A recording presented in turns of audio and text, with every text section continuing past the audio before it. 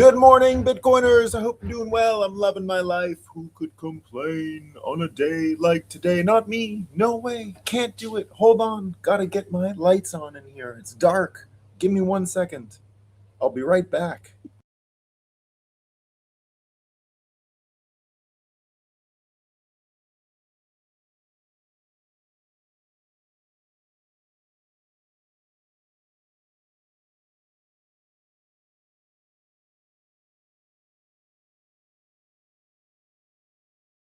Sounds like the garbage man just arrived behind me, too. Not so bad as the rake man, because the garbage man usually makes quick work of his work.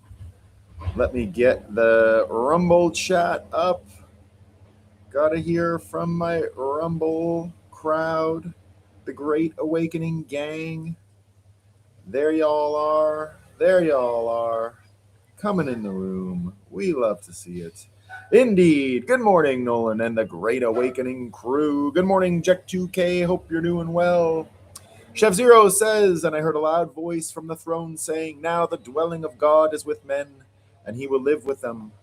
They will be his people, and God himself will be with them and be their God."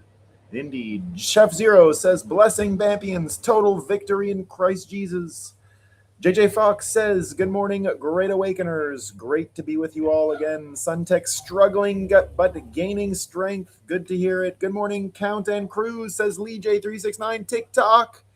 Jesus is King. Good morning, crew. Good morning, Jesus is King. Lance 2002. Good morning, Bitcoiners. Going LA late here again. Getting up early. Woo! I made it on time this morning to listen live. Looking forward to another day of Golden Sun Tech and hearing great perspectives from Count BTC. Thank you, my man. I appreciate it. 3, 2, 1. Countism coming in hot. Showtime.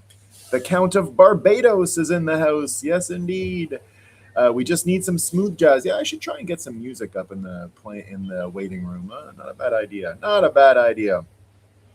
Look at that beautiful tropical sky. What a life. Count my blessings. I sure do. Rumble chat is where it's at. Happy Tuesday. What are we going to learn about today? Good morning, folks. Indeed, Bitcoin Dev, how Bitcoin is going to save our minds, bodies, and souls to sovereignty and freedom. Indeed, you're going to love the news today. We got all kinds of great stuff. We got all kinds of great stuff in the hopper. Great news. Oh, no, you know what I forgot to do? Holy cow. I was a little behind because I still haven't quite adjusted. Just give me a second. I forgot to get all of my favorite fake news. I've only got like 2 major fake news stories, but let me just find a couple here for y'all. I made a mistake. Where's my... I'll just go and see what Steve Malloy has to say in junk science. Did he find any good ones? What do we got? That's pretty good. Put that one in the hopper. Gonna put that one in the hopper. We need that one. Pretty good one. Let me do a little quick experts say.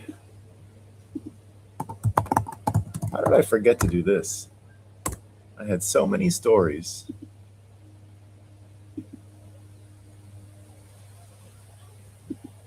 There we go.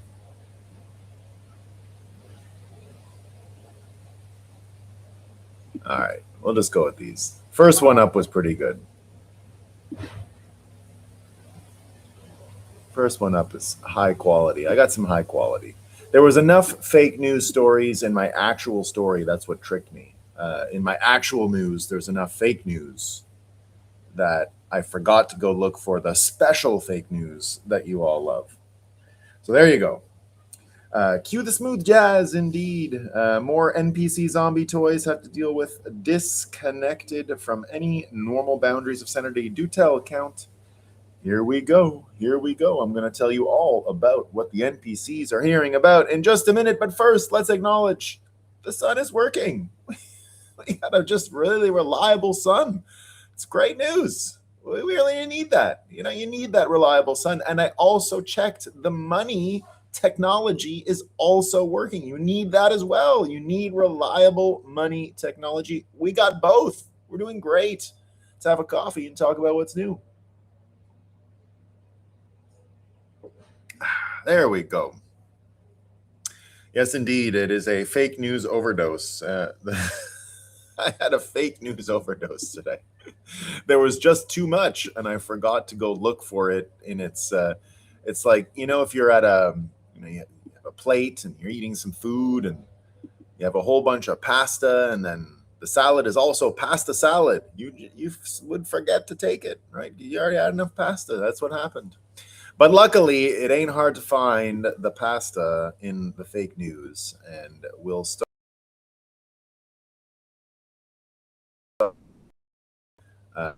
Literally found just typing in experts say that was available to me. You're not going to believe it, guys. You're not going to believe this. RFK's pick to review COVID vaccines authored misleading research in vaccines. Oh my God. Oh my God. Imagine. What an incredible standard. Where was this standard 5 years ago? What happened?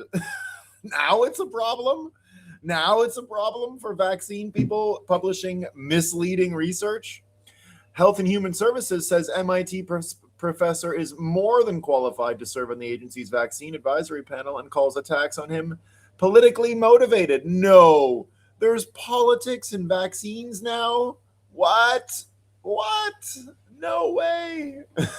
Why wasn't The Guardian this skeptical a couple of years ago? Why is it all of a sudden I'm confused? Why all of a sudden is it a problem to have published misleading vaccine research? We had 5 years of it. Now it's a problem. All right. We get this from Steve Malloy. This is what's happening. Here's what we know. So this is an actual story, also found within 25 seconds. All right. Humanity heating planet faster than ever before, study finds. And this is a quote from the same study. However, it remains unclear how much of the additional warming over the past decade, in particular, is a forced response versus unforced variability. Oh. So we don't know anything. We just don't know. Humanity, come on, humanity. All right, here were the fake news stories that I wanted to focus on today. These are real classics. So you get this from the New York Times. Iranians crowd Tehran Square after announcement of new supreme leader. Error level analysis of this New York Times Tehran crowd. Photo shows signs of digital manipulation. A uniform noise texture. We get this as well. How real does this look? How does this look?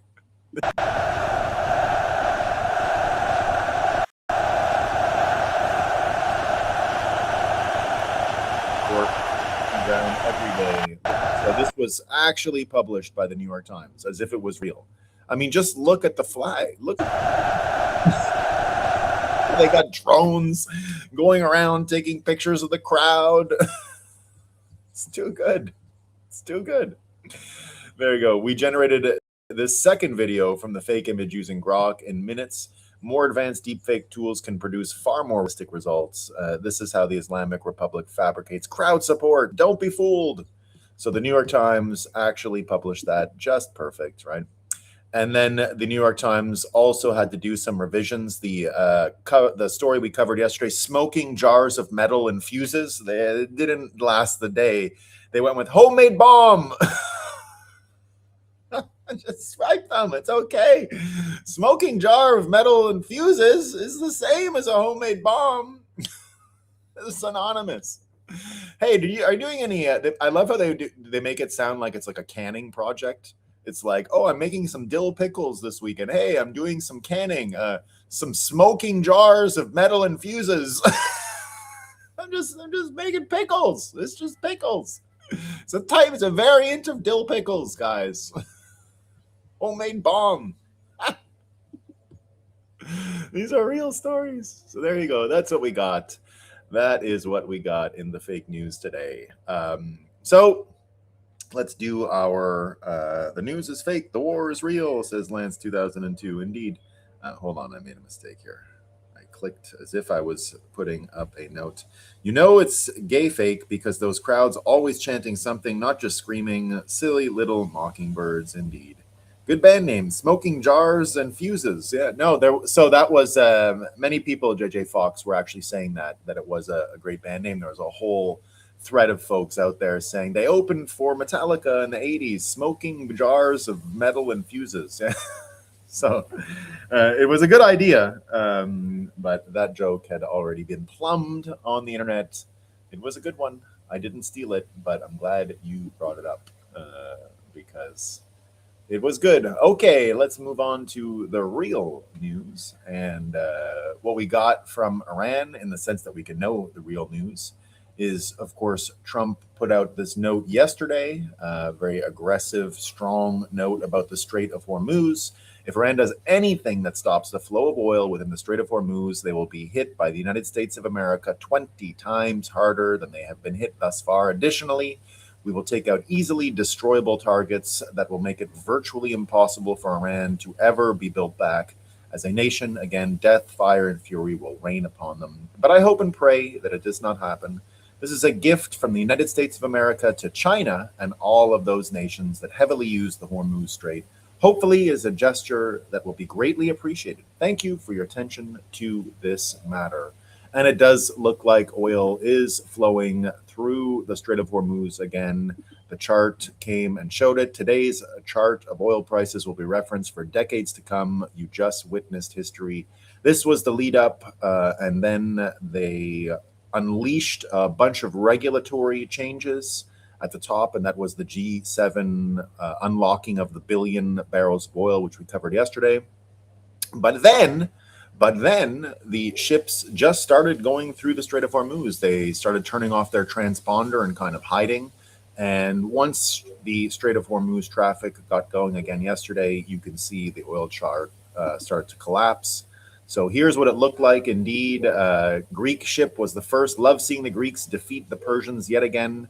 George Prokopiou should name his tanker the Salamis. And indeed, ships are reportedly crossing the Strait of Hormuz. They're reportedly turning off their transponders before passing through, and then they switch them on again when they get through. So there was quite a bit of traffic yesterday, quite a bit of activity. And indeed, Bitpain says it turns out Iran actually has no ability to close the Strait of Hormuz if ships simply stop broadcasting their location. LMFAO. They got these little torpedoes that they say, like the remote ones that I showed you the other day, the drone ones that go through that I guess float on their own, but there's probably countermeasures to those as well. And mines, if you mine it in known areas, you can probably deal with a lot of those. And most ships have these countermeasures. People are making a joke today. It's called the Strait of America now. It's the Strait of America. Kind of a better name than Hormuz anyway, but I don't think we'll get that change. But still, we love to see it.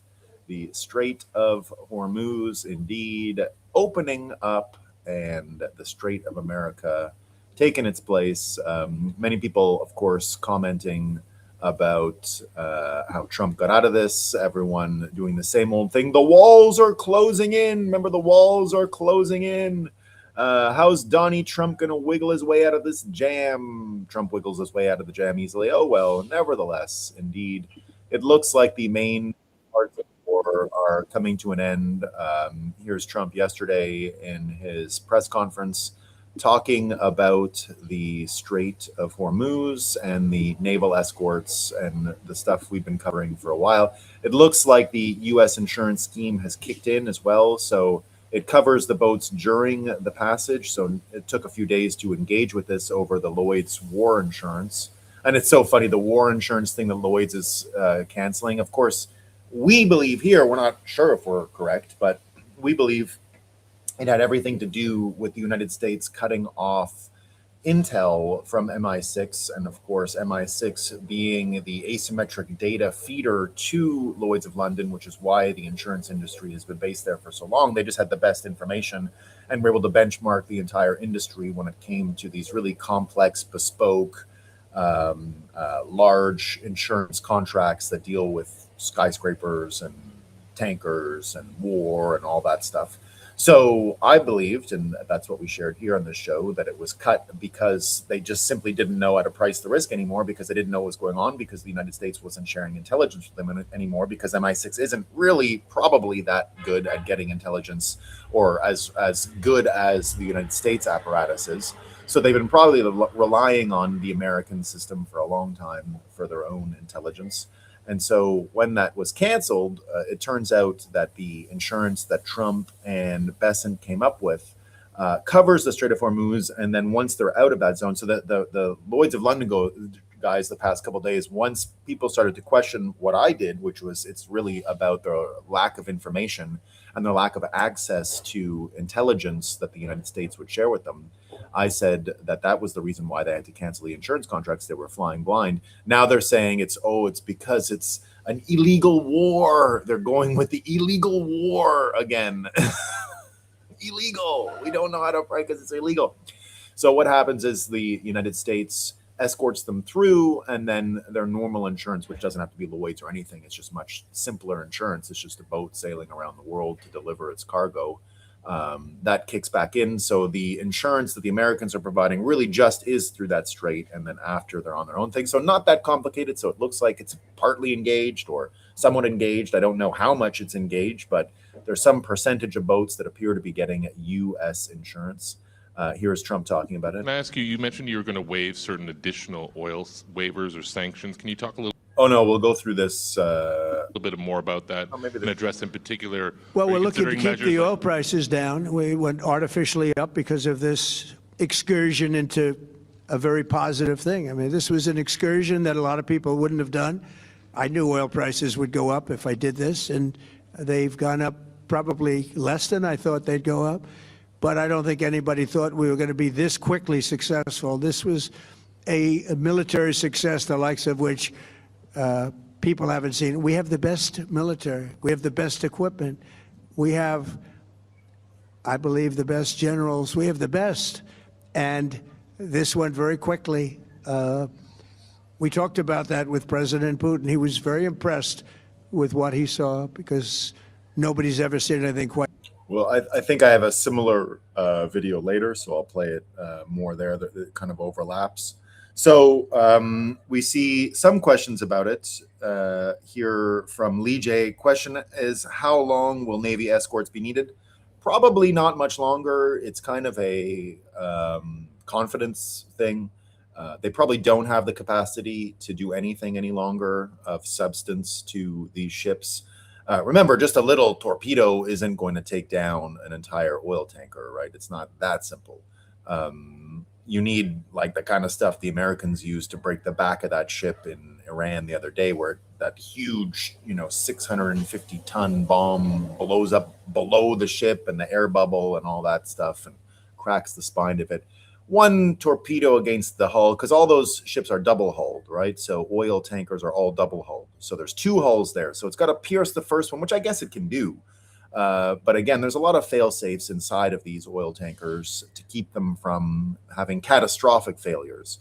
Of course, the type of torpedoes the Americans use. Now, I'm not a munitions expert, so I'm not going to go too far out of my area of expertise to try to explain what's going on. But my understanding of double hulls is it's partly to avoid the kind of impacts that those little drone torpedoes might be able to inflict. I don't really know what the payload is in those drones, so it's hard for me to say. But I think that once you start seeing, like yesterday was transponders and heavy traffic getting through, once a flagged ship that doesn't turn its transponder off goes through, probably an American ship, then I think you're going to see a lot of confidence and the traffic will go right back up to what it was before. And they got to get all the oil out because they've now, I guess, filled the reserve capacity within Saudi and other places. So whenever they put their capacity and then to get it onto ships and out, I guess all of that's pretty much full right now. So I expect it to start picking up even more today and through the next few days. Indeed, Trump went on to talk about the Russian implications, because it wasn't just the boats getting through the Strait of Hormuz.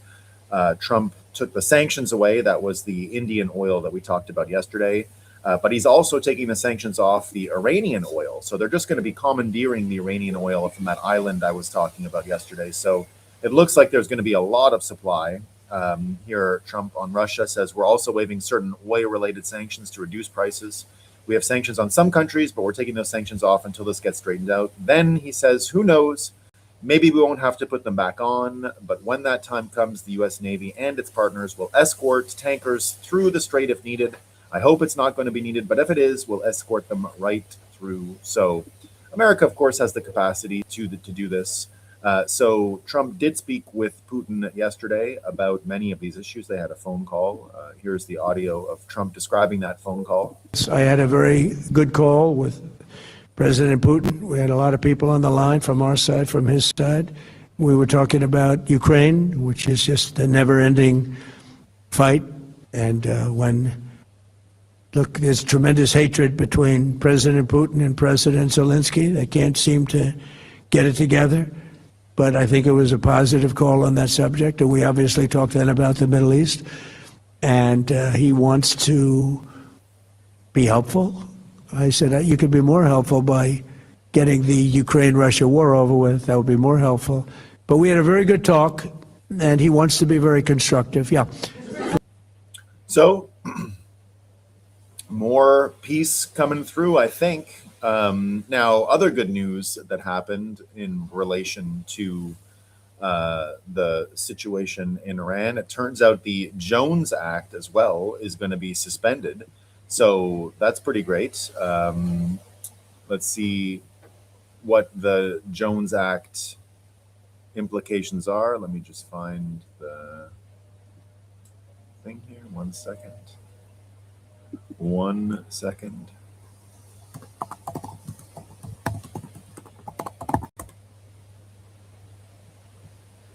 So here's the Jones Act that looks like it's going to be suspended. So that comes from the Weights and Measures. Hold on, where was it? Anyway, the Jones Act is the Merchant Marine Act of 1920, is a federal law requiring that all goods transported by water between U.S. ports can be carried on ships that are U.S. built, U.S. owned, U.S. flagged, and crewed by U.S. citizens or residents. It aims to support the domestic maritime industry, ensure national security, and provides unique personal injury protections for seamen. So all of these things have been a problem. Apparently, this is one of the biggest problems with Puerto Rico. And indeed, apparently all, like, Jones Act doesn't apply to Puerto Ricans. So I guess they just get the worst of it. So this would be a great thing for Puerto Rico, apparently. Now, you are hearing still Thailand and Vietnam are urging public employees and businesses to adopt more remote work as well as energy-saving habits as the Iran war in the Middle East disrupts oil supplies and causes fuel price volatility. I doubt this is going to last very long. Again, the Strait of Hormuz oil is appropriately the oil for the Far East. It's not really affecting American supplies, but it can affect global prices because if demand and supply are low in a place like Asia, where they have the highest population in the world, then it affects the whole world in its own way. But here you see Thailand and Vietnam probably just lagging with what happened over the past few days. I don't expect this to continue. It looks like the oil will be flowing, and indeed China was mentioned specifically by Trump, saying, I hope they appreciate it. Here's Ansel Linder predicting that you're going to see a long-term oil glut as a result. I think he's right. Basically, the financial panic that happened over the past couple days have probably released too much oil, believe it or not, into the market. When you heard that G7 oil was coming out of the reserves, when you heard all these folks talking about tapping into their reserves, it looks like that's already done, but the oil that's going to be taken from all of this capacity through the Hormuz now, I mean, it looks like they're going to have to repair some of the stuff that happened in Saudi, so maybe there'll be a diminished amount, but indeed all of the sanctioned oil, the formerly sanctioned oil from Venezuela and Russia, about to come back online. So probably we're going to be fine on the oil prices. One of the biggest stories for sure. So Being that energy is the main story here, you can see why energy is becoming the principal economic predicting factor if you want to understand what's going on, or if you want to hypothesize where things are headed. So I see it's true, right? So Chef Zero says, so Iran is all bark and no bite. I would be skeptical in this victory mission accomplished thing. Yeah, it's of course we're still in the fog of war. It is quite difficult to get reliable predictions out of this. But again, if you go to the economic factors, you'll have a better job understanding. And remember, the point of the military action in Iran were the politics. It was to remove the threat from the commercial exploitation and the commercial success of the Strait of Hormuz, because that's been the whole scheme for the longest time, is this looming risk, and you've got to treat Iran seriously, and you've got to take all their threats seriously, because indeed the world needs the Strait of Hormuz, and it needs it's a jugular for energy, global energy. So any threat to it was always deemed as a risky enough threat that they had to be taken seriously. But by removing them, you're actually setting up the world to move into a completely new framework for energy and risk and success and all of these things. So the political motivations aren't really about making sure Iranian girls don't have hijab or anything like that. None of that matters. It was really just, can they threaten the Strait of Hormuz? As of today, it looks like no. Now, again, there could be some sneaky thing they've got hold up. There could still be some trouble. I don't think we're 100% out of the woods. But the political goals are how you measure the war goals. That's what we talked about yesterday. And the political goals were simply to remove the threat from America's most important partners, Saudi, UAE, Bahrain, all of these countries. Remember what I've been saying for a long time, that both Japan and the Middle East are America's principal allies in World War III. And if they're not supported to their fullest, then we have a big problem. But that's really all America needs in order to move through this World War III framework successfully. And so politically, it looks like the commercial threat, because everything in World War III, we talk about psychology, we talk about money, it is economic and it is psychological. But the main force that propels both of those things, our psychological capacity and our financial capacity, is the energy industry. Energy is everything.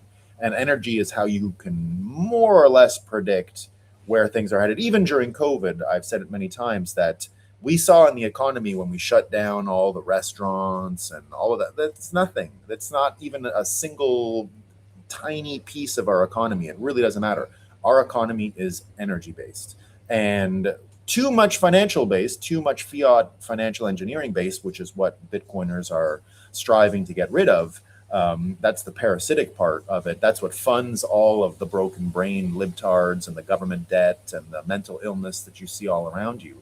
But energy is still a real part of the economy. And it's the part that's going to be not just preserved, but enhanced by shedding the financial component, the financial engineering component. You still want a financial component. You just don't want all of your best and brightest headed to Wall Street for financial engineering. That's what happened in the fiat world. And that's what allowed for these, fat people. I'm not fat shaming, but I don't want an unhealthy person as my health minister or secretary of health, for example. I'd rather someone like RFK, who himself looks healthy. So the reason why we were able to get all of these obese health ministers and health advisors during COVID that don't even look like they've eaten a healthy meal in 30 years, all of these people, that's because of the broken money. That's how it happened. And that's how you get these really weird, contradictory scenarios. That's where you see mental illness overtaking just common sense. And so when you think about the economic implications of energy being the only component that really matters still in our economy, it's what helps you really predict where things are headed. So my prediction now, I think we're pretty much done with this war. I agree. You don't want to get too close, too ahead of yourself on this, because we're not completely out of the woods. Not everything has been settled. It looks like there's still some risks. We're going to talk about those risks in a moment. So it's not zero risks, but the risks that were there over the weekend seem largely, or 2 weekends ago, I should say, seem largely diminished now that we're over 1 week through this ordeal. It looks like the capacity of Iran to strike its neighbors is down. It looks like they're getting even desperate. They tried to attack a bit of Turkey. That's not going to work at all. Turkey has had no patience for it. So, and Oman's kind of giving up. They can't do much about it. You've got Qatar kicking out the Hamas folks. So that's the last of the proxies embedded in the Gulf Coast, with Qatar even straight up saying, we're not going to be working with these people anymore. This is crazy. We got to do something else. So energy is the way to predict where this stuff is headed. And there's more energy news that you can use to predict where things are headed. Just go have a look at what's going on in Cuba. The electricity outages have created the beginnings of protests and rumblings. We want freedom. The world has had enough of dictators. You're seeing it all across Cuba now, apparently. And so these are big changes, right? This is years worth of news within days, as we've heard happens in these times of change. You can see here the protests in Cuba against the communist regime are escalating and becoming increasingly fervent on a daily basis. Don't know what's burning there, but certainly energy is the way to predict what's going on with Cuba. Without their capacity to keep the lights on, you got to think it's about over. Trump, in that same press conference yesterday, was talking about Cuba. Let's see if the audio still comes through.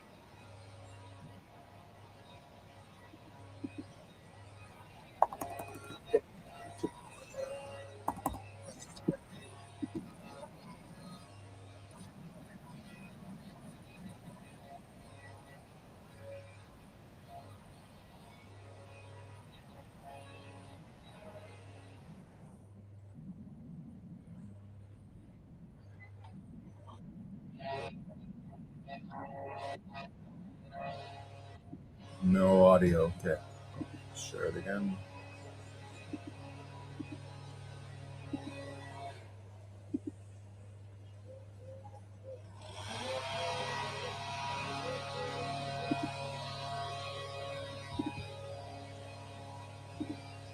It may be a friendly takeover. It may not be a friendly takeover. It wouldn't matter because they're down to, as they say, fumes. They have no energy. They have no money. They're in deep trouble on a humanitarian basis. It may be a friendly. So there you go. Cuba looks like it's going to be at least a potential pathway for their government to move.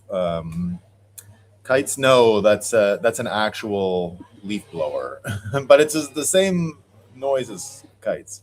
That should be over soon. Someone's leaf blowing out there. Hold on, let me get back to these comments. So yesterday Iran completely destroyed the main, this is from Chef Zero, of Israel. I don't think that's true, Chef Zero. As well as bombed the dam and water supply for 4 million residents. In Israel, I don't think that happened. At least I haven't heard of anything like that going on in Israel. I don't think there's any worry about Israel losing any water or power right now. And then the Iranian situation, we'll talk a bit about that. Yeah, Iran is good. It's not going to be good. There's no doubt about that. Now, it's not all over Iran, and I think Iran's a very big country, right? And there's 20 million Azerbaijanis that live in the north, and then there's the Kurdish people. So there's a lot of parts of Iran that are not being touched at all. Like there is no bombing going on, zero up on the water of the Caspian Sea where the Azerbaijani border is. And then the Balak people, they're not No one's touching them. So it is really just the Persians that are involved in this, and where a lot of the stuff is. And so, there is a lot of friendship between all these communities. Iran is not a simple country. It's 90 million people. I think they will be able to get through this. I mean, certainly there's going to be death. I don't think that's outside of the realm of possibility, and we have to go and help them the minute it's safe to. And I think we will. I think there's going to be a lot of goodwill to help the people over there. These folks want to be in, a lot of the Persians are begging for this and know it's a hard way and a hard road to get through. So no one should be celebrating the war. I'm simply making predictions based on economics. And the economics of the world look like they're better off for what's happened over the last week. And so because the world is energy, because you can see that by threatening energy, you can threaten the world. By losing energy, you probably lose your mandate. And so everything is about energy. And that is part of the world that I think Bitcoiners are ushering in. And speaking of Bitcoiners ushering in a new world, you see Senator Lummis from Wyoming talking yesterday about a new Gen 4 nuclear reactor from TerraPower that got its construction permit and will be going in Wyoming. Senator Lummis says a big day for TerraPower and American energy. So this is with a new fuel source. Which generation of a nuclear reactor you've got. This will be the first new nuclear reactor in America in a long, long time. And Wyoming is first. Again, Wyoming first to Bitcoin. Wyoming first to the LLC corporate structure in America that everybody uses. Of course, everyone in America creates LLCs all the time. Small businesses. The structure, these are state issued business licenses. They all follow the Wyoming model. Wyoming is the state that pioneered that. And that's why Wyoming was partly targeted by Bitcoiners in the early days. I was part of the campaign to create the Kraken Bitcoin banking license that Custodia got as well. And so back in those days, it was a target simply because of the success that the LLC model showed, that if you get into Wyoming and you're able to reach regulators and legislators very directly because there aren't a million people in the state. So it's pretty easy to get your voice heard over there if you lobby and do all the government stuff and go drinking and all those things. We were able to, with Bitcoin sub $10,000, we were able to fund, as Bitcoiners, incredible and successful campaigns throughout Wyoming. Just goes to show you how accessible everything is in this decentralized American model. Vermont is another candidate for that, but they're not quite as ambitious, let's say, as the folks in Wyoming. They're not necessarily thinking this big over in Vermont, in my home. But in Wyoming, they do. And in Wyoming, it looks like we're going to get the new nuclear power finally. So the golden age coming into focus in America, of course. We've been talking about the nuclear reactors for quite a while, but seeing this huge new generation. This is not small modular nuclear. This is the type of change here as well. I'll let you hear from the guy who created it. For the first time in its 52-year history, the U.S. Nuclear Regulatory Commission has approved the construction of a nuclear reactor based on core coolant technology invented after 1960. It's about time. And so this is what the reactor is going to look like. Indeed, Natrium Advanced Reactor. It'll be in Wyoming, and they got their construction permit. It's the first commercial non-light water power reactor construction permit to be approved by the Nuclear Regulatory Commission. Big news, bigger than most people think. So it's all about energy going forward. Energy is the key to success for America and for the world, right? That is what the economy is headed towards. That's the new system. That's the American system that you're going to see more of. So what do we have left to worry about in the Iranian war? If we've got energy abundance, if the markets are responding, what's left in terms of risk? irrespective of the humanitarian risk that's happening to the actual Iranians, which is real and clear. The risks are, for example, false flags. The risks are fake news. The risks are rumors and demoralization campaigns. One of the biggest ones out right now, of course, is that America bombed a school, right? So America bombed a school. Well, here you've got a fellow Matt Tardio who's generally skeptical of, anything Trump says or anything the U.S. military says. And here he says that it's now absolutely false. America never bombed a school. Here he says the evidence is clear. This is not a Tomahawk. So these are the videos he's talking about. This is the school. And here's the bomb. And he says that he can see by the video, there's some tells that say it's not an American Tomahawk. So, he goes through all of the physical attributes of it, right? And he says this attack angle and this and that. He goes, conclusion, the wing positioning alone makes the munition impossible to be a Tomahawk. The attack angle is at the max of the Tomahawk's capabilities. The typical attack angle for a Tomahawk is much lower than 70 degrees. The typical angle is between 20 and 45 degrees. This is due to the flight pattern of a Tomahawk. They fly very low, horizontally to the ground, often only 50 to 100 meters AGL to avoid detection and interception. In order to achieve that attack angle, the missile would have to have had gained an altitude several kilometers away. This would leave it vulnerable for interception. This is highly unlikely on the first day of U.S. attacks. And indeed, if you've ever seen Tomahawks, they really do fly. You can see them with the naked eye, as many of the videos have shown. A lot of desert folks have posted videos of the Tomahawks in the past couple of weeks going straight over them. I've seen those, don't know if they're real, but indeed, the Tomahawks don't just fall directly out of the sky. If the KH-55 signal was jammed, this would result in an uncontrollable dive. Think of a GPS jamming, more like disorienting the missile. And indeed, President Trump stated, no, in my opinion, based on what I've seen, this was done by Iran. He says, today I concur with the president. So not full evidence, right? But that I think is an important framework to take into account. The next thing, of course, that we have to worry about are the sleeper cells in America. We saw an attack 2 days ago, which we're going to talk about in a second. That was that guy who threw the jar of fuses and wires. That guy.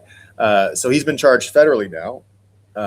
And here his lawyer outside says, attorney for the New York terrorist says, they're in different age groups. This is the two people that were arrested. They are not knowing to each other. There's no reason to believe they knew each other prior to this incident. So the two people arrested, the lawyer saying here, they're unknown to each other, not related. Hans says, not sure he realizes it, but this actually makes it infinitely worse if true.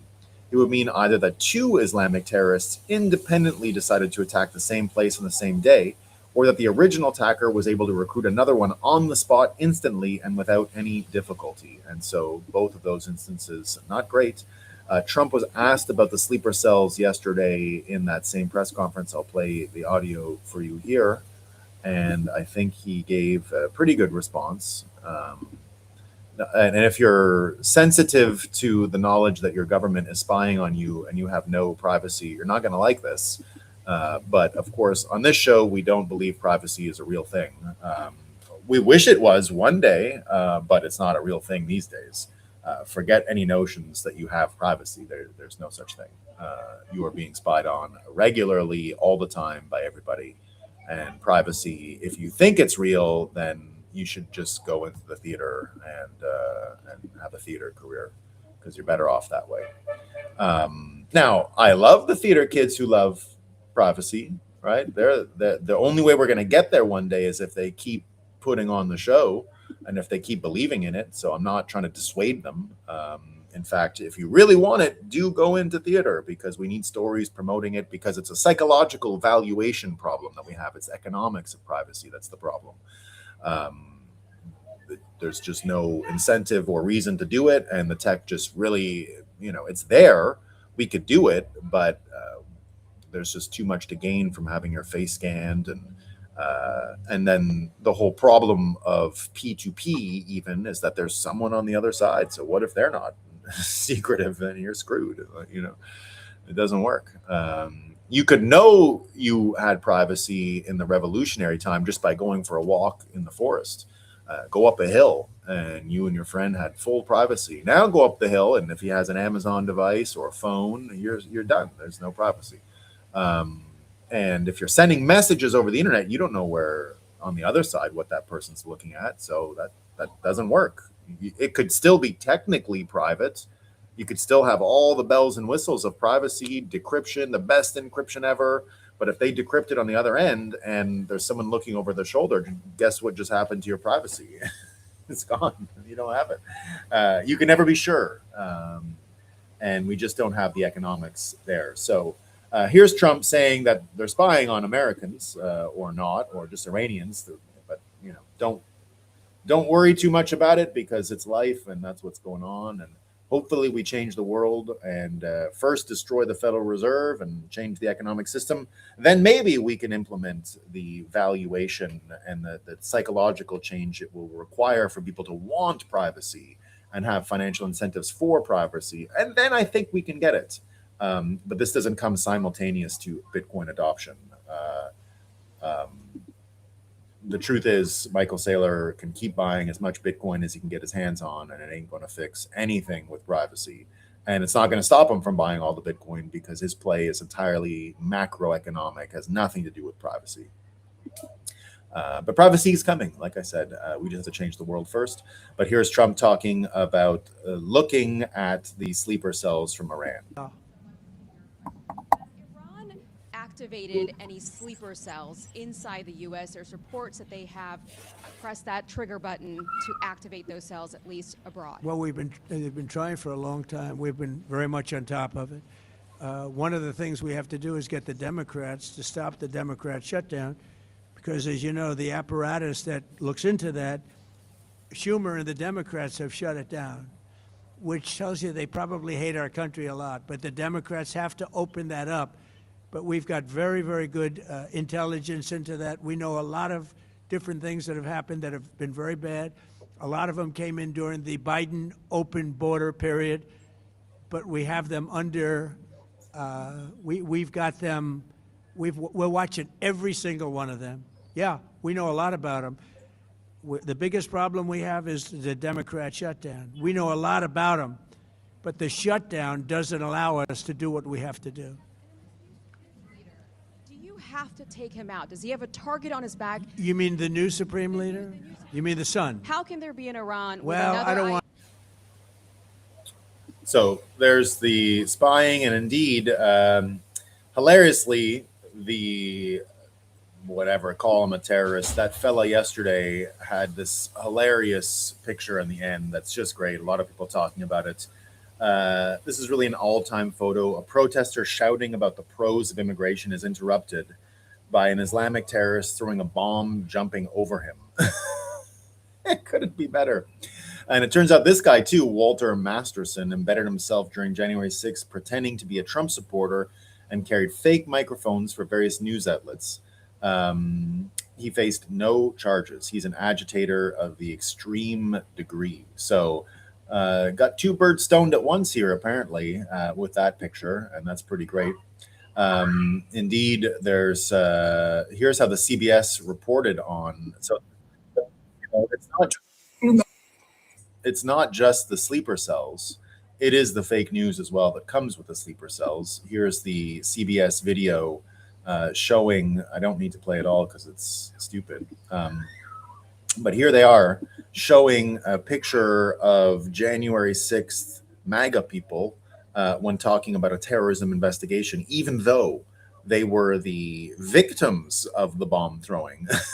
Kyle Becker says CBS reported on ISIS-inspired terrorist attack in New York by showing a photo of Trump supporters.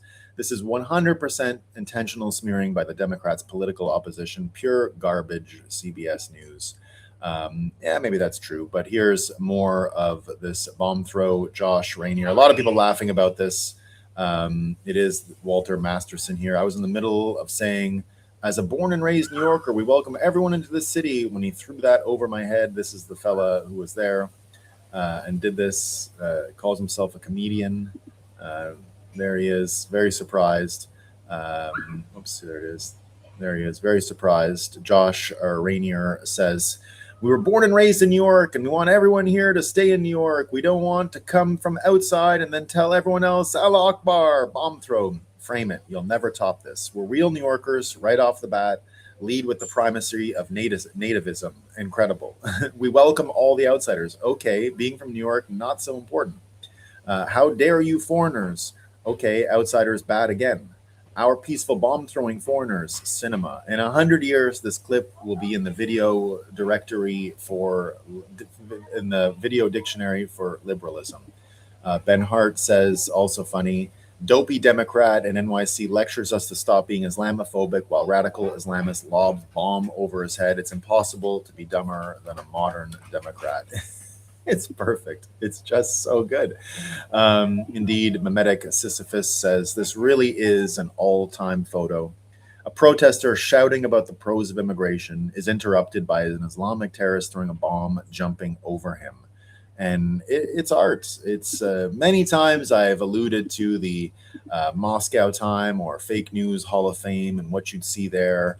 But this is a real archetype of our era. And indeed, you know how we always had these famous pictures from World War II, right, that really show these archetypes. There was the famous kiss in New York Times Square, the sailor who grabbed that woman and, you know, kissed her, that they called, I think they tried to call it sexual assault at some point. Iwo Jima putting up the flag, multiple images, famous, iconic images of World War II. We really do have a healthy supply now of World War III famous pictures that I think our children and grandchildren will likely see for much of their life. This is one of those pictures. You know, people ask me, you know, because I talk about space dropping, for example, with friends and everything, you know, and they'll say, well, that's, you know, that's too good for Bill Gates and Hillary Clinton and all of these people. And I say, okay, well, I want them to suffer and be tortured. Well, you got to remember that these stories like this are going to last for 80 years. This is the narrative supply chain being created right now in the same way that World War II had a perpetual narrative supply chain that lasted until just recently. The movies we watched, the stories we shared, the frames we used to understand reality, to understand our history, all of that was perpetuated daily, weekly, minute by media, by storytellers, by all these people.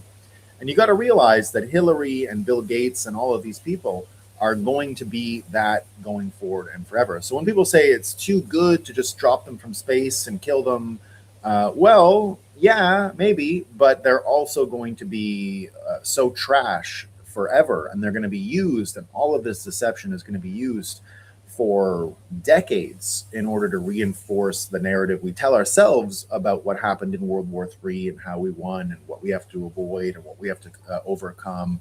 Just as we did with fascism in World War II, we'll have similar archetypes. And I guess talking about privacy again, that's what I mean.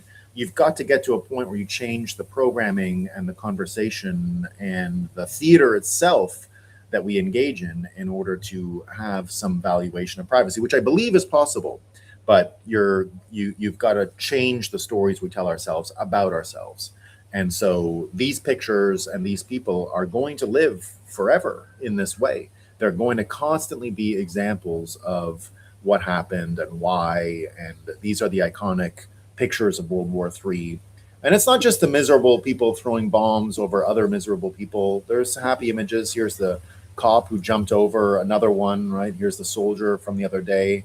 I believe in Americans. I've witnessed what my people can do. So this is the NYPD fella who jumped over to snatch that bomb during the protest. You've got these pictures just recently, right? This American hockey picture, of course, beautiful, articulates a lot of what's going on. The figure skater that people fell in love with, Maduro just in his Nike sweats and everything with the glasses. All of these pictures, of course, were in this archetypal time. We're in this time where these pictures are going to tell us the story. And it's why I think of these archetypes now importantly, especially as we get to the AI question and what jobs are they're going to be. It's why I wrote the Bitcoiner's Guide to NPC, or the Bitcoin, or the career guide to the fiat apocalypse, right? Remember, I wrote the career guide to the fiat apocalypse. This was the video of it here, a career guide for the fiat apocalypse. And what I talked about in that was the jobs that will exist after these archetypes change and after the jobs themselves change. So what do you do? How do you guide yourself? Because, jobs are changing and what's going on is changing and how we tell stories are changing. And Kali BTC reiterated what I said here about developers. So in this, I gave a framework for developers, and I used Satoshi is female as the archetype. Now, I don't believe Satoshi was a woman or anything like that. Maybe, but who cares? What's important is that Satoshi left the project and didn't let Satoshi's own ego overwhelm what was being built. And so the ego death that came from Satoshi exiting the ecosystem when she did was very motherly. It wasn't about what Satoshi had contributed. It was about Bitcoin surviving. And of course, Satoshi was probably a liability going forward. Who knows what Satoshi's politics are? Who knows what Satoshi thinks in real life? And so there's a whole problem of mixing the creator's vision with what the actual network becomes. And it could have scuttled. Imagine Satoshi was a major MAGA guy in 2015, 2016. And what would that have done to Bitcoin? It would have politicized it way too early and killed it in the cradle. So, now I don't know if Satoshi had anything to do with MAGA or Trump or anything like that. It doesn't really matter, though. The point is the developers that are in Bitcoin, because Bitcoin doesn't really need developers in the way that an app does or in the way that most Silicon Valley enterprises do. It was such a huge example of someone putting their ego aside in order for the project to work. And this is not typical of developers.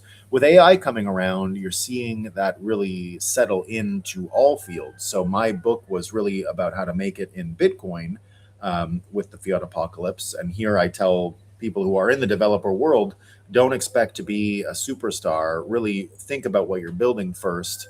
And this isn't about your autograph or your signature or your style or your authorship. None of that really matters. It's all sort of abstracted through it, and that you need to have this mother archetype if you're going to be able to contribute going forward, because we don't need superstar devs. And here, this went viral yesterday, this video of Mo saying, I was a 10x engineer, now I'm useless. So he's going on about how useless he is. It's and I feel for him. This is a diary, heartfelt moment. I don't think he's lying about it at all. I don't think that's disingenuous. I feel bad for what he's going through. But Calais BTC put it perfectly. He says, I'm fascinated by this level of existential crisis developers seem to be going through. But Bitcoiners have already been through this. So that's why this is important, right? The uncomfortable truth is nobody needs you to be an artisan coder. Nobody cares about how you coded your app or whether you feel an emotional attachment to your craft. We were always code monkey with a high enough salary to believe that your individualist craftsmanship matters to anyone. It doesn't matter to anyone but you. Not your employer, not your customer. Nobody cares about how you made the product. Nobody cares about your attachment to your process. You're experiencing the same as countless other artisans have experienced in the last century. I'm happy for you. You're starting to believe that you were a demigod amongst mortals. You're not. A machine is better than you. Now you're free. Calais goes on indeed and says, I've been a professional dev for decades, led several teams and open source projects. I know what being an artisan coder feels like. I started AI coding over 2 years ago. The industry doesn't give a shit about any of this. It only cares about the outcomes of how quickly and efficiently you can reach those outcomes. This is reality, not what I wish it would be. You can stay in your bubble or keep comforting yourself. Nobody will remember. The best responses are from fake AI accounts who are telling me I'm wrong and that artisan coding isn't dead.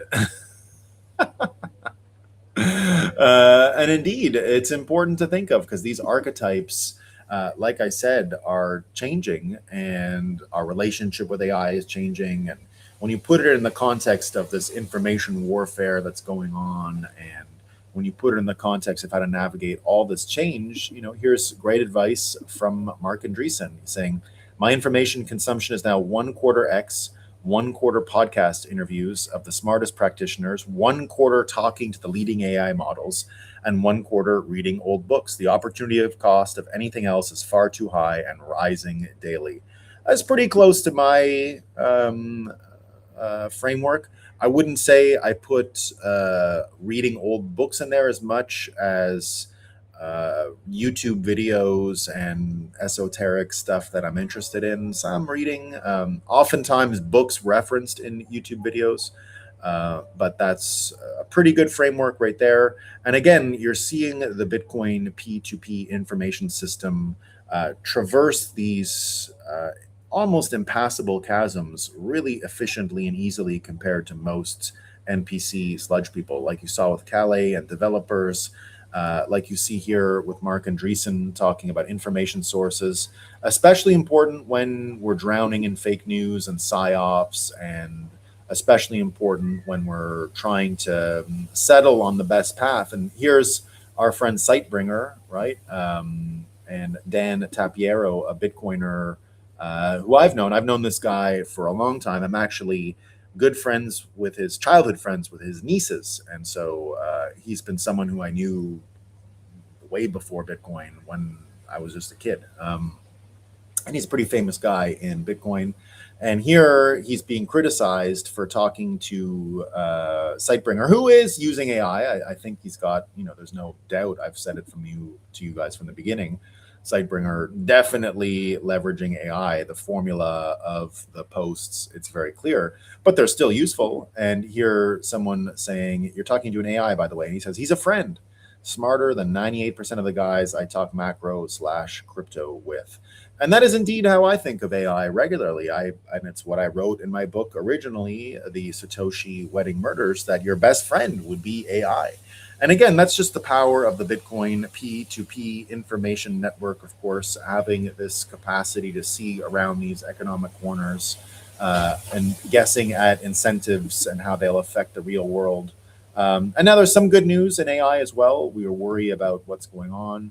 I'm not sure if any of this is true, but and I don't want to be shilling crypto to you, but my old employer, Barry Silbert, has been talking about Tau for a long time.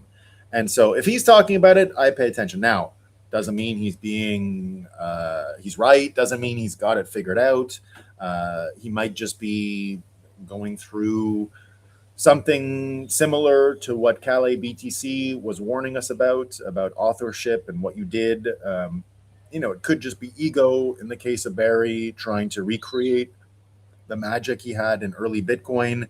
That could be it. I don't know. But here's an interesting little synopsis of what Tau is and why it has the potential to be relevant in AI. I don't know if this is true, but I just want to share it because my mind has never stopped being a little bit open to it. And it's really about the economics and incentives towards decentralizing AI. So here's what he says. Some folks are comparing Tau to Bitcoin 2013 and Ethereum 2016. Before you agree or disagree with that comparison, it's worth understanding what BitTensor actually is. Most AI tokens are just tokens attached to AI products. BitTensor is something actually different. The basic idea, instead of centralizing AI intelligence at Google or OpenAI, BitTensor tries to decentralize it through a competitive marketplace. Here's how it works. The network is organized into 128 active subnets, each specializing in a specific task: text generation, image analysis, protein folding, financial modeling, deepfake detection. Anyone can build a model and plug it into the subnet. Each subnet runs a competition. Models are ranked by objective performance, the quality and usefulness of their output. The best performance earns Tau tokens. The ones that underperform get nothing. BitTensor calls it proof of intelligence. It's the same basic idea as proof of work, except instead of computing arbitrary hashes, Nodes are producing actual intelligence that other parts of the network can use. The scarcity model mirrors Bitcoin. In December 2025, BitTensor hit its first halving, cutting daily emissions from 7,200 to 3,600 tau. 75% of holders stake their tokens, locking supply up further. Is tau the BTC of AI?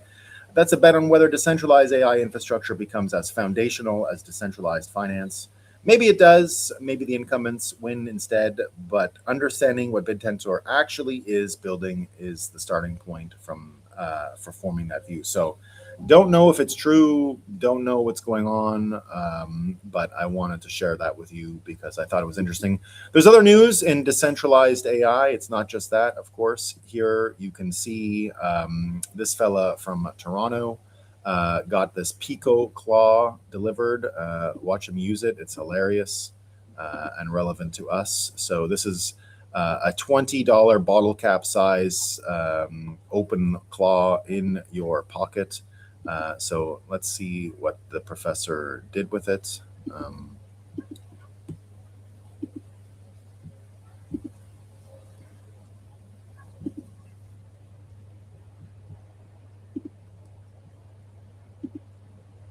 Every second, every day. I didn't know that was the music. So there he says, and look at his question. He says, speak now. And he says, he asks, what's the price of Bitcoin? Bitcoin is blah, blah, blah. So just because he put Bitcoin, I had to show it to you. Speaking of Toronto professors,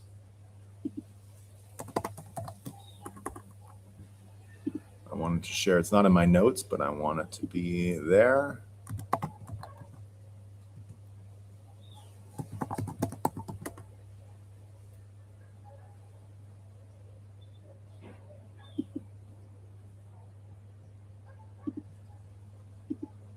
Tell me if the audio is playing on this. So Fuentes went after the Chinese spy from Canada, he calls him. So I love that these guys are fighting now. This is kind of... Got to talk about a few things, actually, before we get into the actual Iran war update. Okay, so Professor Zhang called me out. Professor Ching Chong Chang. What the fuck is that? This Chinese communist spy from Canada, this fake professor, has called me out. Did you see this? I did Sneako's stream on Saturday, and he asked me what I thought of the YouTube sensation Professor Zhang. And I said, he's okay, but he's getting a lot of things wrong. He's getting a lot of things wrong. He is one of these Duganists that is pushing the Khazarian mafia theory, which exculpates the Jews for their guilt in killing God, among other things. I said, so he's okay, but he just gets things wrong. And I specifically said, I don't agree with that. And some of his doomsday end times prophecy stuff, that's wrong too. And it just seems to be a lot of conspiracy slop. He is one of these people that believes that Trump went to war with Iran so that he could run for a third term and stop elections from happening. So it's this weird mix of like Jesuit, Freemason, Khazarian mafia, resistance liberal. It's just all this conspiracy slop in a pot all together. And I said, yeah, I don't think this is true. And I said that on Saturday with specificity. Well, Professor Zhang fires back on Sneako's stream and says, well, I think Nick Fuentes is a Fed because the conclusions he's drawing don't come from first principles. He's being paid to say things. Paid to say things. First of all, who even are you? When you do your classroom lectures, are there even people there? You call yourself a professor. I think you're a high school teacher. So that's for openers. So who are you lecturing about geopolitics? Your degree is in English. You got a BA in English, You teach high school, but you're giving these courses on YouTube. Is there an audience? We don't even know about geopolitics and eschatology and all this other stuff. So indeed, but remember what I say, right? Remember what I say. I don't know who's paying who, but first principles, go listen to either of them on Bitcoin and you have your answer. Who can make a prediction without Bitcoin? How can you even talk about the future? What are you talking about? It's not possible. You're just going to sound stupid. And so both of them, I don't care. Again, if you're going to make predictions, you need to have, if it's about the future, if you don't include Bitcoin, you're just an NPC. It's fine. It's lots of NPCs. But indeed, I think I'm glad that I pointed both of them out to you before they got into the fight and pointed them out in the same breath. And then they got into the fight about who's paid. And my story about either of them last Friday or Thursday, whenever it was we were talking about them, was they don't just ignore all of them. They don't understand Bitcoin. So what's the point of listening to any of their predictions? They can't, it's not useful. You might like some of it. It might confirm your biases or your wants or provide some form of understanding. But without Bitcoin, if they both say Bitcoin is fiat and going to zero, they're retarded. That's all you need to know. That's fine. They can be right about things, but they can't predict the future very accurately. That's just the end of it, right?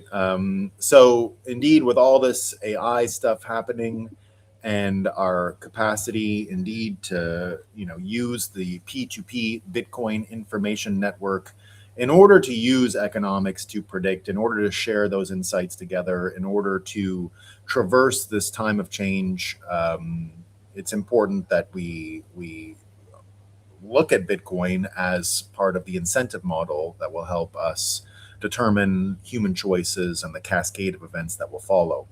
Because we're already seeing it, the time of change is here with all this AI stuff. And that's why I wrote the career guide to the fiat apocalypse and used Bitcoin as a sort of lighthouse to traverse this time career-wise, right? I used Bitcoin as a tool to weed out NPCs, because if your thoughts on Bitcoin don't exist, then just an automatic NPC. If you react to Bitcoin a certain way, says more about you than it does about Bitcoin. Government going to ban it, credentialist, all these things, right? So if you're going to understand what's happening to the labor market without Bitcoin, you're also screwed, because it's happening. And here's Prof. St. Onge describing the changes. Jobs crash last. The job report the other day. Now, I don't think AI is actually replacing a lot of these jobs. I think people are just using it as an excuse to fire all these jobs, to not hire people and all this stuff, but it's happening. Here is Prof. St. Onge describing what's going on with the jobbers report that came out last month in the biggest coming monthly job loss since COVID. That's before the war, which sent oil prices up 40%, raising fears of stagflation. Are we headed back to the Biden miracle? Last Friday, the notorious Bureau of Labor Statistics announced job numbers for February. Markets were expecting 55,000 job gain, but BLS says we lost 92,000 jobs. Plus, they revised away another 69,000 imaginary jobs from the previous 2 months. That took unemployment to 4.4%, which is tame in the grand scheme, but is almost a half point higher than when Trump took office. It was 4.0 at inauguration. The previous month was a big beat on jobs, so what changed? A big chunk was one-offs. A statewide healthcare strike in California and cold weather nationwide, which hit construction, were good for about 50,000 job losses. Hollywood lost 10,000 to AI. I did a video last week on this featuring the world's smallest violin. Another big chunk was migration, which has been the main reason for paper weakness in jobs all year. To illustrate, Biden was taking at least 200,000 migrants a month, and Trump cut that to nearly zero. According to Trump's chief economist Kevin Hassett, that knocks off about 70,000 paper jobs every month. That was the Biden miracle. And that's because fewer humans in the country is fewer jobs. They're not eating at Wendy's, getting haircuts, or getting dialysis on your dime. Put it together, and the 92,000 goes to 42 on the one-offs, and then it goes positive on the illegals. Now, that's been a pattern all year.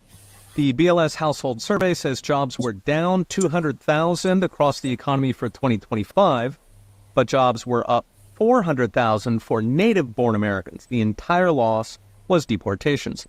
Toss in 300,000 federal layoffs, of which 90% are native-born, and it takes non-government native-born jobs to plus 700,000 on the year. That's about 0.5% growth, which is almost precisely equal to native-born population growth. Still, there's a problem because jobs should be growing, considering GDP jumped close to 3% last year. So unemployment should be coming down. Most likely culprit there is artificial intelligence finally starting to replace white-collar jobs. Now, it's not hitting layoffs yet. Companies try to retrain since good people are hard to find. It's more like no hire, no fire. So you keep what you got, you don't hire anymore. Thing is, this sucker punches young workers. They become ground zero for AI. According to the BLS, in the past 2 years, unemployment for 22 to 27-year-olds is up 40%, close to 6% now. One study found just a third of college grads land full-time jobs in their fields last year. That's down 10 points in a single year. Another study found entry-level tech hires are down a quarter in the past year, while 2/3 of companies are reducing entry-level hiring across the board because of AI. This will get worse as AI improves the loose rolling out in companies, meaning there is a tsunami coming for the young, unless they're going into the skilled trades, the service trades, or nursing. So it's next brought to you by I Trust Capital. Jobs have been noisy all year. So jobs changing, AI definitely affecting it. Now, the good news is there's all kinds of new jobs that are going to get invented. And when I go back to this idea that we were talking about privacy, part of the difference that I see, or part of the pathway with these incentives that I see going forward, is if we change the financial system, we're also changing our relationship with the government because we're changing the financial system. Now, the step process I see to getting us to privacy isn't just we change the financial system and then we move straight into valuing privacy. Not quite. What I think is going to happen is we change the financial system, and as we get through all of these deceptions and all of the stuff we've learned about the world we lived in and fiat and the propaganda machine and all these conspiracies, which are clearly real. I don't know, not all the conspiracies, but conspiracies are real. There's no doubt about that. There's plenty of examples and plenty of proof that we have conspiracies. So once we get to some form of acceptance of the world we live in and the relationship which existed between governments and people and the balance of power that existed between them, there's a step between us changing the financial system, changing the incentives and money, and jumping straight to valuing privacy. And it relies somewhat on this jobs piece and people being entrepreneurial as the old jobs fade away. Because here's what I see is going to happen.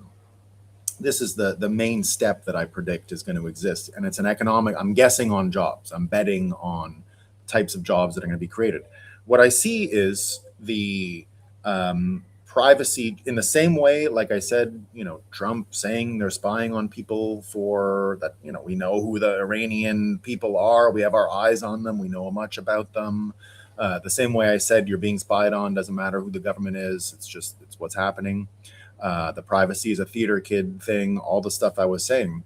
What I see happening first in order to get to a world of privacy is people creating jobs and tools which actually take the government's privacy away. Because there's going to be a Mexican standoff in transparency coming in the future. And by that, I mean, it's not just WikiLeaks and Epstein files and all of that stuff. It's going to get way bigger. The ability of a government to keep secrets from people is going to diminish greatly. And the visibility we're going to get onto the government is going to be way greater than we ever had. And the policing of it by people and entrepreneurial people who find tools in order to empower people is going to be that. And this story is still gathering steam. Remember this video that I showed you at the beginning of the person who created the God's eye view of the first 24 hours of the war using all these data points? Well, here Tang Yan, Chain of Thought AI, puts it perfectly. He says, this might be the most insane thing I saw all week. I still don't think people have fully processed what this guy created, actually built here. While everyone else was doom scrolling the Iran streaks, he had an agent swarm pulling public signals from the caches, disappeared, and turned into it into a minute-by-minute 4D replay of a 3D globe. 3,400 flights clearing airspace, GPS interference spreading across interference spreading across the Gulf, shipping rerouting in real time, all from public data built overnight by one person. People are calling it Palantir at home, and to be honest, that feels directionally right. The models and the agent architecture will commoditize. The real moat, he said, is whoever figures out which proprietary data streams the world actually needs and moves fast enough to own them. I can imagine journalists using something like this to verify events in conflict zones, or even regular observers trying to make sense of what's happening as the world spirals. Imagine the same swarm pointed at shipping disruptions, disaster response, or global trade inflows in peacetime. That's a different kind of product entirely. Huge value for the world. And so this is the kind of thing that actually turns the guns onto the government, that actually turns the guns onto authorities. That's how we get to privacy. We get into a Mexican standoff against the spiers and the snoopers, and we start to realize everyone together, this is no way to live. And then you start getting to a conversation around valuing privacy and all these things. So when I see tools like this, and you see all these unemployed young people that are not going to get jobs, right away you can start to realize there's going to be a lot of activity in spying on the government and taking away their privacy. That's where this is headed, getting rid of government privacy altogether. The audits that you're going to see all year about the Somalis, all of those stories are going to feed this narrative. And you know, the corruption that we see across all of these fields is why I can imagine this is going to happen. And here's Matt Corallo yesterday on the Marty Bench show saying it's time for Bitcoiners everywhere to build. Every player in the payment space is starting from zero, and we have a real shot at actually taking some market share from huge centralized intermediaries. But if we want a shot, we all have to pitch in and build momentum fast. He talks about AI tools already, Bitcoin's future, builder responsibility. So this is the American system. Bitcoin is now in this American system. AI is at our fingertips. Building is here. There's nothing that can stop us any longer. Bitcoiners are going to architect this world. And the American system is about building. It's not about extraction. It's not British colonialism. It's none of those things. Compare Blue Matt here, right? And whose politics, right? Blue Matt, whose politics are, you know, he's not a lover of Trump or anything like that. I don't think he's a libtard either at all. But he's a guy who grew up in New York City to academic parents. I've spent time with him. Really nice fella. You can easily get along with him. Nothing like a condescending libtard at all, even though he has, you know, sort of Democrat adjacent points of view. The last time I spoke to him, I haven't spoken to him in many years, but a really credible guy and someone who is embracing this build first system. You don't hear that a lot. And this is really, again, where Bitcoiners are very different, even if they have left-wing sensibilities, or let's call it classical liberal sensibilities compared to MAGA conservatives. And, you know, all the avenues are there. We see the uptake in merchant adoption single-handedly changed the slope of the graph. This is one from Square did it. So the tools are all there for Bitcoiners to change the world. And when you think of someone like Blue Matt, indeed, you can start to see the type of human capital that Bitcoin has already cultivated. Now compare that to the old system. Like I said, all these audits coming out, and you've got all this potential. You've got privacy going in the other direction. You've got all of these folks that are going to be capable of telling these stories and showing and modeling this success. Now compare this compare this Bitcoiner who exists within a Nakamoto consensus of people whose political opinions are not in agreement, but still are able to move the network forward.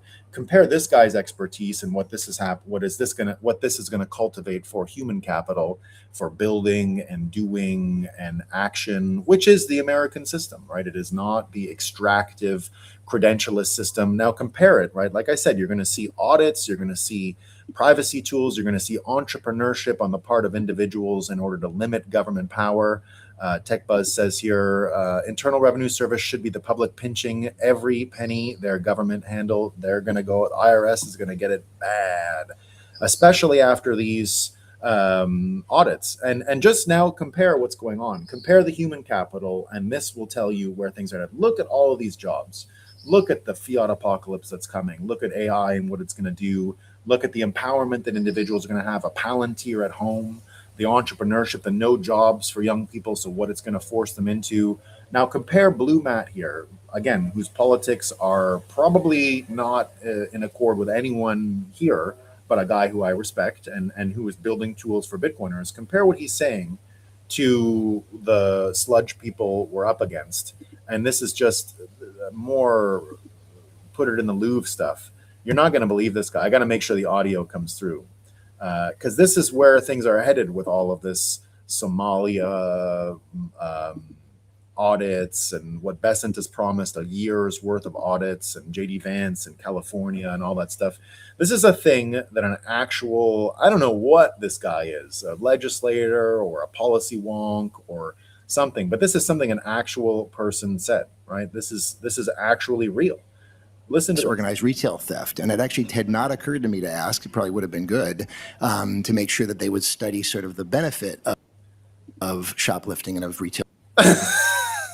He wants to study the benefit of shoplifting and retail theft. I'll play it. Organized retail theft. And it actually had not occurred to me to ask, it probably would have been good, to make sure that they would study sort of the benefit of shoplifting and of retail theft. And because perhaps people are relying on that and sort of using that.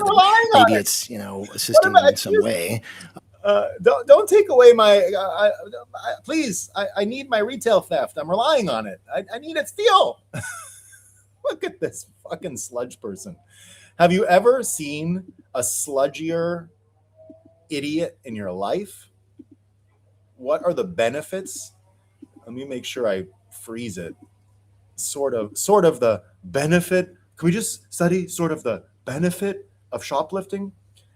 Compare that to what you just saw in the fiat apocalypse. Are we going to be keeping, with all of this change, are we going to be keeping the academic credentialists who want to study the benefits of shoplifting?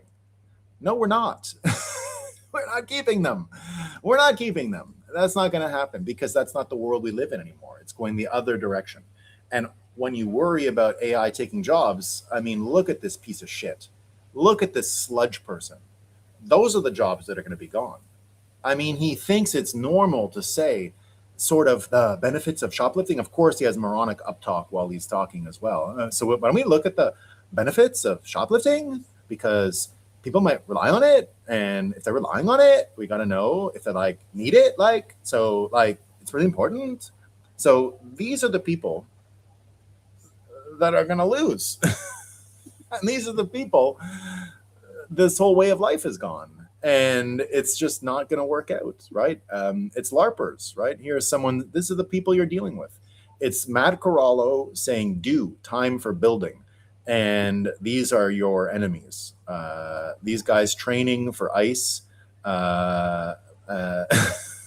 It's just get the clip emptied out on them while putting up no fight at all. These are the LARPers you're dealing with. It's all a LARP. And the LARPers are really one of the issues. And you can see the economics go through the world. That's why I was talking about energy at the top of the show. Here's UK, right? Did you hear what Trump said yesterday? The loser, Keir Starmer, who only joins the war after. Sorry, we don't need your help. We're hearing now from them, Sky News, disappointing to hear a commentator just now saying we need more solar for energy security. The UK needs more solar. That's the same as the guy talking about studying the benefits of shoplifting. It's the same amount of retardation. It's the same. The capacity factor of UK solar is 10%. Basically, that means it only generates about 10% of the time. And our peak annual demand happens at dinner time in the winter. How do we, what do we do if none of dinner, what do we have none of at dinner time in the winter? Solar power, because it's after sunset. And while you might be able to smooth a household load with batteries, the idea that you could do that grid at scale is for the birds.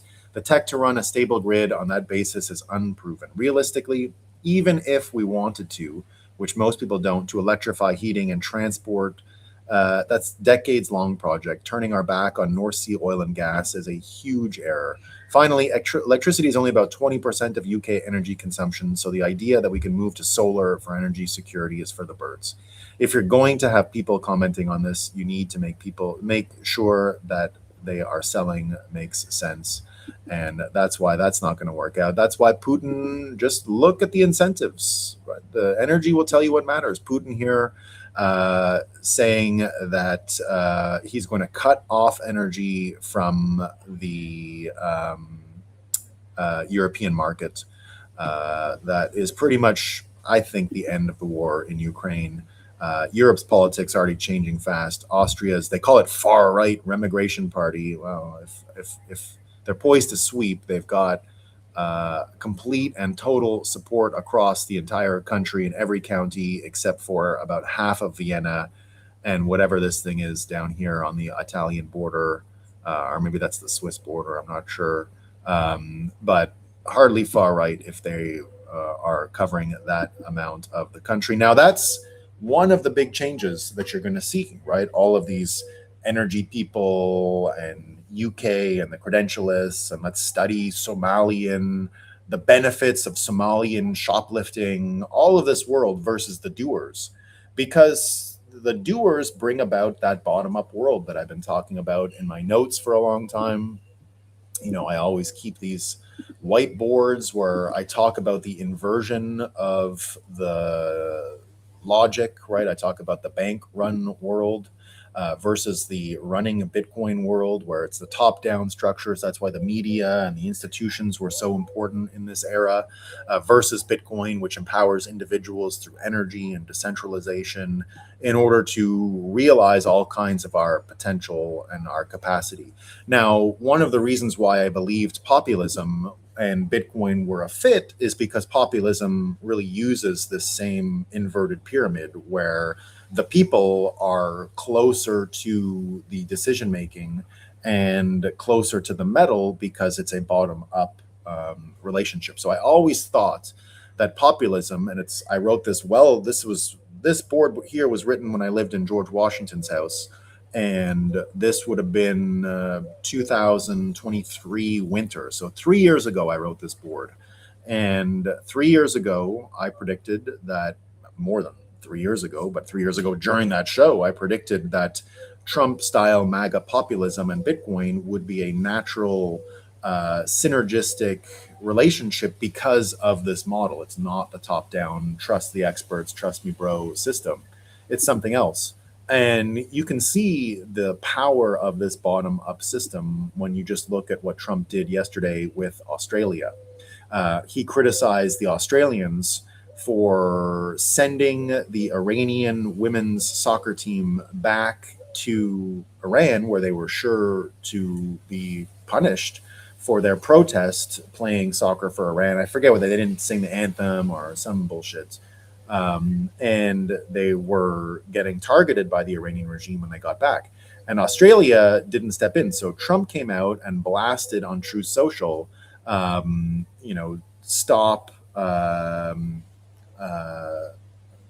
came out on Truth Social and said, don't let them go to Iran. Now, one of the things that ended up happening was this guy here, Drew Pavlou, retweeted it was the person to bring it up, and Trump retweeted him. So Trump saw that this guy Drew was talking about it and used his post about the soccer team and brought attention to it. Now, of course, you get the scum Australian news saying Trump should have rung first instead of trolling the PM. So that's the two worlds right there. That's the top down. You should have had a private conversation. No. This is what I'm telling you. The privacy of the governments is done. We're returning fire on getting rid of the privacy. If they got rid of our privacy, we're getting rid of theirs first or next, and before we get to privacy for all. So here, of course, we should have a private conversation among leaders. Well, that's not how populism works. And Trump's a populist. Trump is in contact with his supporters. Trump hears his supporters. If he didn't hear them, we would have a problem, but he does, and it's always been that way. We were able to get in touch with Trump as early Bitcoiners. We were able to get and infiltrate all of his activity because it's bottom up. The ideas were good. We were able to buy ourselves time within his orbit. We're able to change his opinions about things. He runs a populist ship and always has. That's why he does the rallies all the time. That's why he does these talks all the time. And it's an amazing thing to see this manifest in real life, because of course they want a private conversation, but that's not what's going on here, right? They're angry about it, right? And of course, if we only could harness their collective seed I triggered in the Australian mainstream media over the past day to power the national grid, it would be fully renewable re-energy sources. I can't believe how incredibly pissed off they are that Trump saw my posts and called the Australian Prime Minister. They hate that a young, white, straight man from a working class family background can help shape the course of world history through posting. They absolutely despise this. They hate it. They can't stand it. Sorry that I don't have the right credentials. Sorry that I didn't go to the right posh schools in the eastern suburbs of Sydney. Sorry that I didn't go to Oxford. Sorry that my mom's not Lisa Wilkinson. Sorry that my dad's not an executive at KPMG or Deloitte or some other such gay, boring institution. Sorry that I wasn't on first name basis with prime ministers and diplomats and high court justices from birth. Sorry that I'm a boisterous, loud Australian man with Mediterranean blood in my veins and a cock that works. Sorry that I don't hate myself for being a straight white man. Sorry that I don't hate Australia and I wish I had never been born. My great-grandfathers hauled coal in the mines of Calavosos, and now my posts reach the desk of the President of the United States of America. Deal with it. And that's the world we're headed to. And the populism is what's going on. And you can see it. The guns are being turned against government already.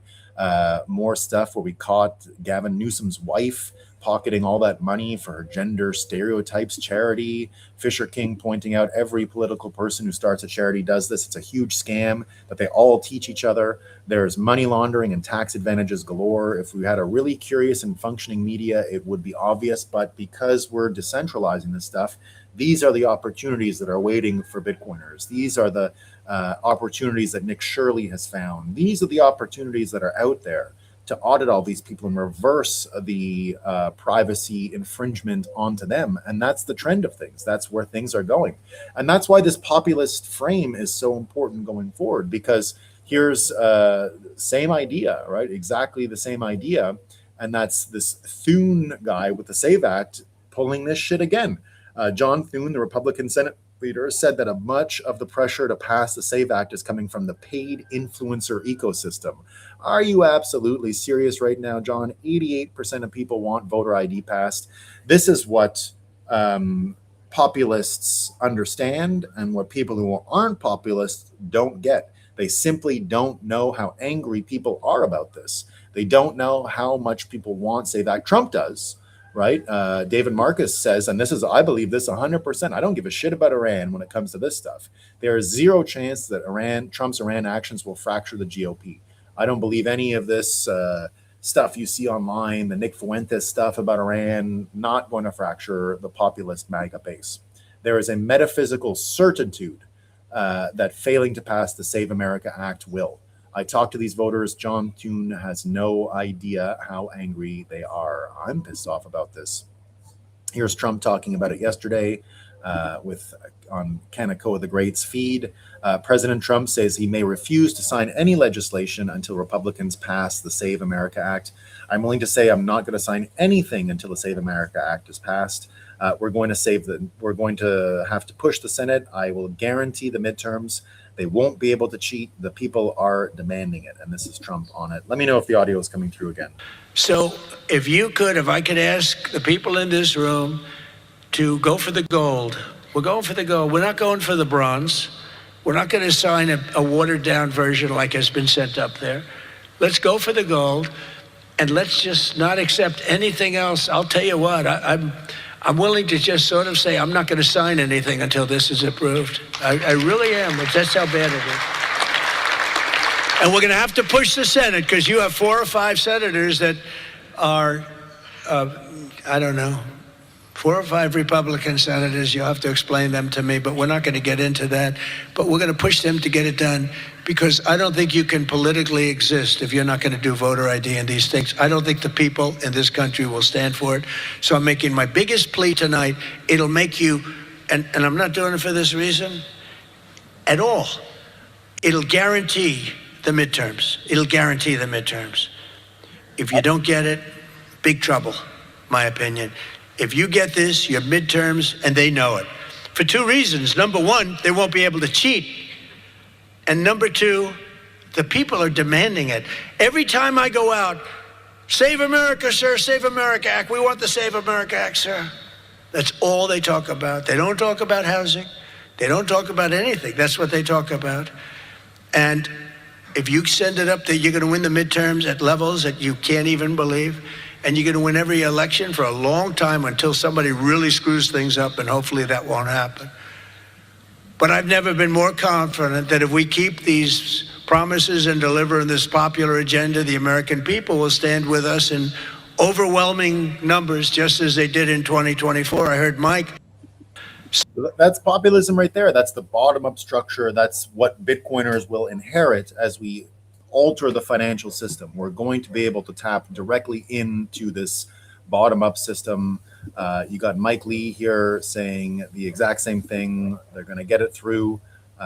He's missing all those who feel this way and who have weighed in as somehow paid influencers or the product of paid influencers. This is wrong. So if you're hearing this message and you agree with these objectives, please redouble your efforts. Make clear this is not the product of paid influencers. These are real Americans.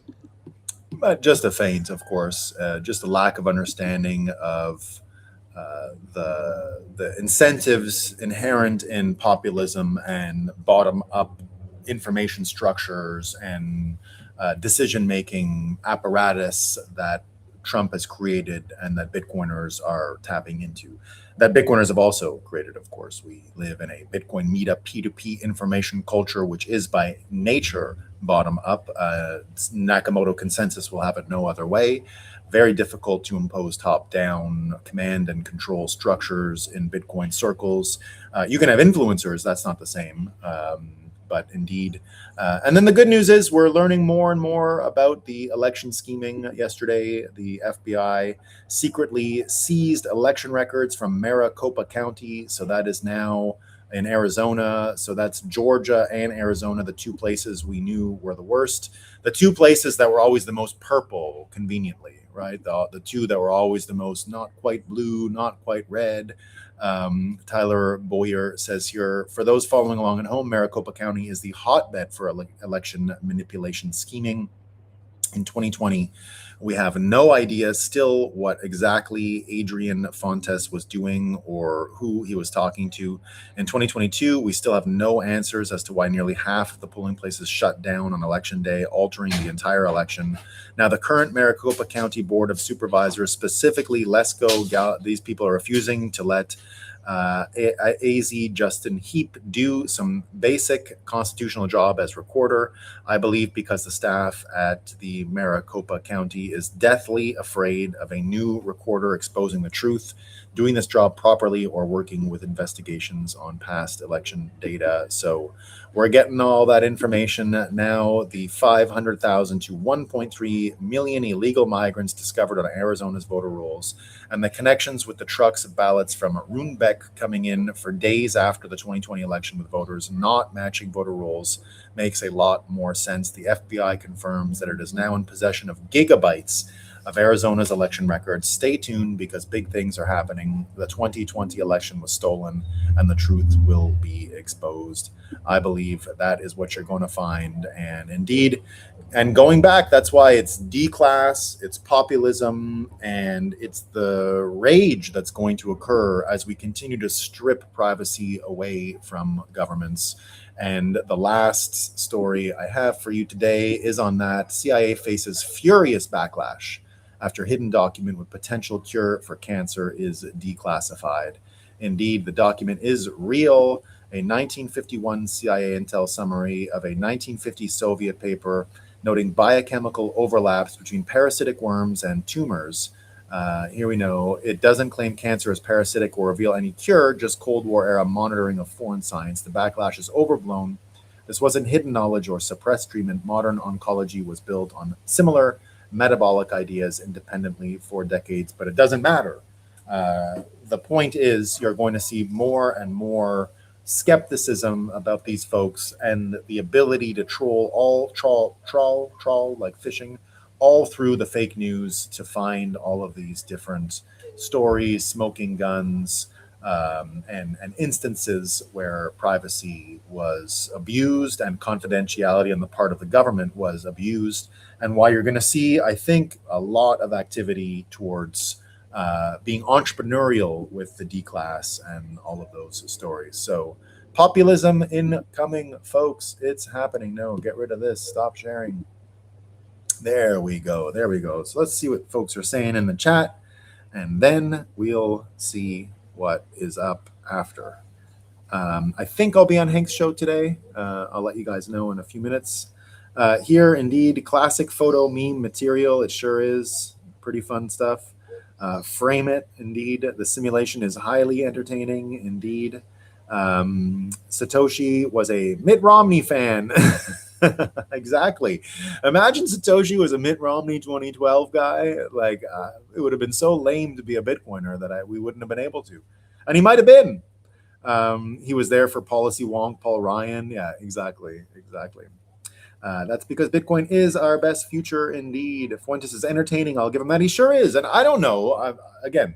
I suspect something's up with Fuentes. I have no idea if it's true. I have no clue. I just know the January 6th thing is not a good look. That's the smoking gun to me. Why wasn't he? He was there. Why did him and that other fella, what was his name, Ray or something, Ray Epps, why did they get out of trouble, right? Nobody knows. So if I'll take any reason, give me the reason, say the reason why he didn't get in trouble, I'll believe him. I don't even have to be skeptical, but have you ever heard the reason? Maybe it's out there. Maybe Fuentes has addressed it. Maybe there is a story about it. Maybe they didn't do it for whatever reason, but what's the reason? Because I'll tell you, if you don't get any reason, it's fake. It's a scam. If you get any reason, however implausible it might sound, I would believe it. I just want a reason. No reason, no credibility. That's how I think. Any reason will do. Literally any reason. Too busy, not high enough priority, not interesting. I'll take any of them. But I don't think we've heard any reason. I'll take any reason. Haven't heard one. So you got to be skeptical in that instance, right? Now, it doesn't mean you shouldn't listen to it for entertainment. It is very entertaining. I love listening to clips. I can't watch a show, but I like the clips. I've told you before, his eulogy of Charlie Kirk was the best in the world. I thought he had the best eulogy in the world. I really did. It really was heartfelt, beautiful, really. It shows his full skill set. I listened to him on the Tucker Show, pretty good, not bad, entertaining, but that's, the limit of extended comment I can take from him. Some clips here and there pretty good. I love that he loves Kanye. I think that's a kind of a sweet match. So I'm a fan of that. So there you go. But what we got here indeed is a potential anyway for a whole new environment and ecosystem for privacy and questioning these folks and incentives and understanding what's going on. So it's important to look at all that. So enjoy it for the entertainment. I just don't think it's that actionable. I had the hardest time finding that post. That guy's pretty interesting behind a paywall. Oh, I think that wasn't Hank. Was there a sci-fi future where the citizens use the same tools to level the playing field?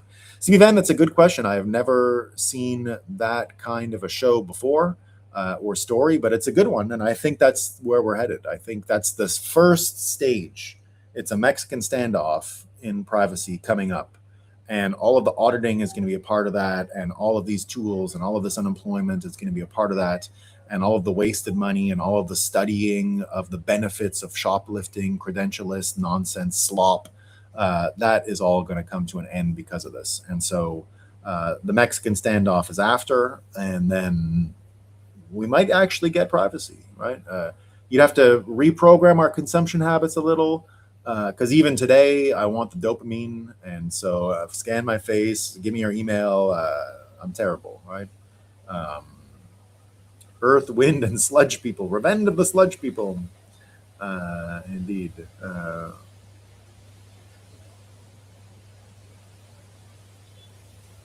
The benefit is known, CB Van, about the benefit of shoplifting. It is detested and decided criminal behavior. What a sick weirdo. Good rip today, Nolan. Thanks as always. Thank you, Barely. 45. Barely, Kanye is a Bitcoiner. We love Kanye. The best part of a Mexican standoff, they serve tacos afterwards. Yeah, I made great tacos the other day on the weekend. The kids were real happy. Indeed. All right. I don't think there's a Hank appearance today. I got notes. Hank is not joining today. Got it. Just to let you know. See that from my operator. All right. I'm going to end the broadcast in a second so my producer knows. And I will be playing the logo followed by the thanks for watching screen. I just want to tell you, thanks for watching indeed. Thanks all for coming. I appreciate it. Thanks, Johnny Midas. And we're going to play the logo again. Thank you all for watching. Thank you for coming. I'll see you tomorrow. It'll be Wednesday. Going to be another great day. Hopefully the sun comes up and Bitcoin's running. We'll see. Stay locked and loaded, on alert, just in case. All right, monitor the situation, everyone. Peace.